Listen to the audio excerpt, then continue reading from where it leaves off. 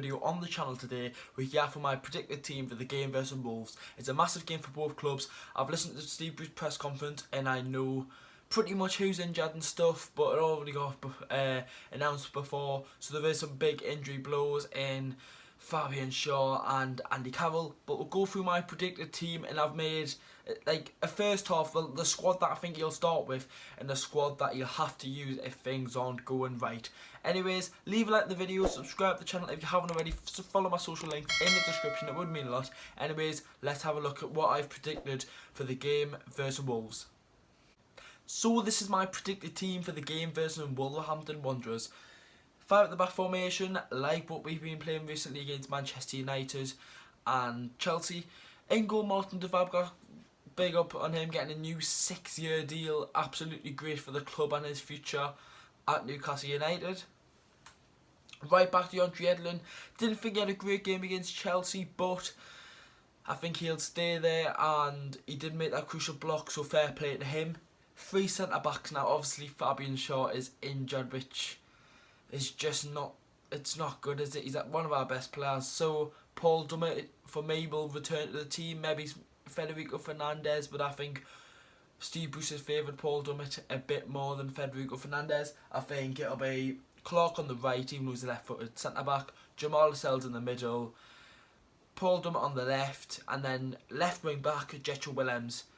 You'll see what I've done for this second half squad. It's a bit different, like a lot different. So just make sure to stay tuned. But Willems in left wing back, 2 centre mids, Matty Longstaff and Sean Longstaff.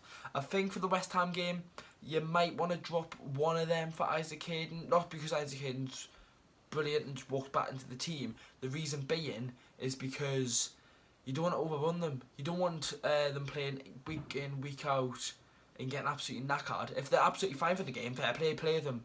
But in December, it'll be good for obviously the both Longstaffs and the rest of the midfield, because I'm sure all of them will get game time or all the boxing. Because from the 21st to New Year's Day, we've got 4 games and 3 of them are at home. Like, the videos are going to be so mad as well. There's going to be so many videos out at Christmas as well, so make sure to subscribe to the channel and stuff. But it'll be good for them and stuff like that. Maximin and Miguel Almiron on the wings. I've realised that I've put Maximin on the right and Almiron on the left. I'm just so used to that.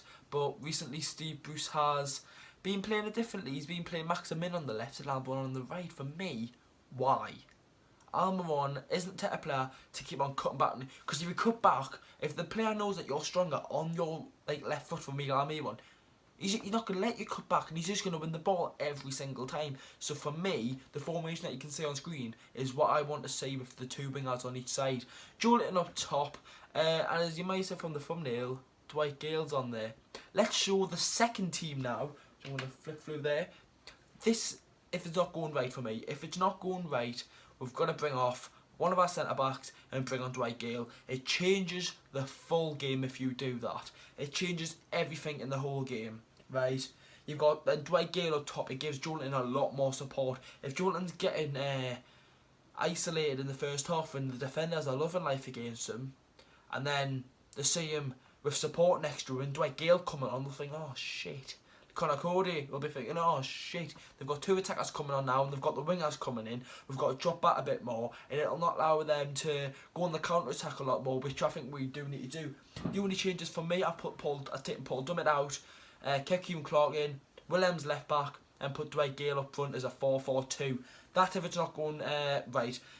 See, Bruce even said that you can play Joelinton on the left. So if we went back to the other squad, take off Almiron or St. Maximin, bring Gale on as your forward striker, that's what I think he'll do, because it looks like Steve Bruce prefers Gale over Muto, which for me, I think Muto deserves more of a chance at the club rather than Dwight Gale, because he's had his chance and scored 5 goals in the Premier League. Muto's started 5 games for Newcastle United in the Premier League and scored 1 goal. I feel frustrated for the lad. I think he'll go out on loan in January to someone. He'll go out on loan probably and probably score goals for them, because he is a natural goal scorer.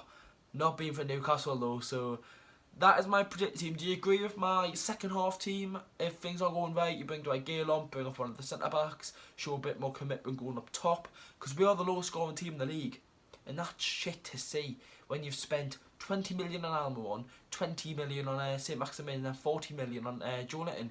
It is shit to see, but obviously we've got to let Jonathan settle in. I think everyone knows that now. Steve Bruce has said in his last 3 press conferences about settling in, and we all know that he has got to settle in. He's a young lad, and hopefully he can do the best for it. Anyways, lads, I'll see you though for the game tomorrow. There'll be the vlog out as soon as possible, and then the player ratings out near the end, near the afternoonish, around 5, 6ish. So make sure to subscribe to the channel.